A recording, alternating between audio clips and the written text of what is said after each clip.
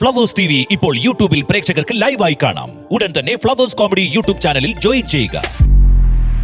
ഒളിവിൽ പോയ സിദ്ദിഖിന്റെ വാഹനത്തിന്റെ GPS ലൊക്കേഷൻ വിവരങ്ങൾ കണ്ടെത്തി പോലീസ്. സിദ്ദിഖിനെ കുറിച്ച് വ്യക്തമായ വിവരമുണ്ടായിട്ടും പിന്തുടരാതെ അന്വേഷണ സംഘം ആലുവയിൽ തുടരുകയാണ്.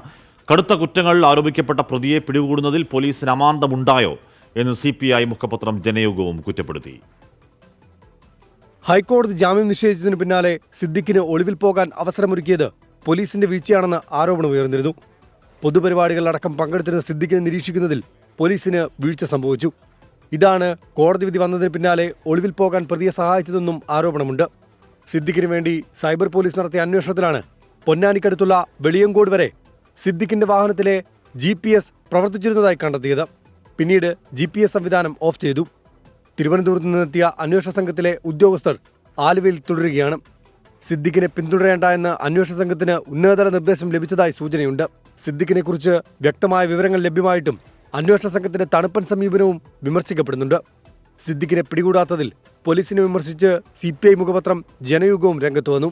കടുത്ത കുറ്റങ്ങൾ ആരോപിക്കപ്പെട്ട പ്രതിയെ പിടികൂടുന്നതിൽ പോലീസിന് അമാന്തമുണ്ടായോ എന്നായിരുന്നു ചോദ്യം.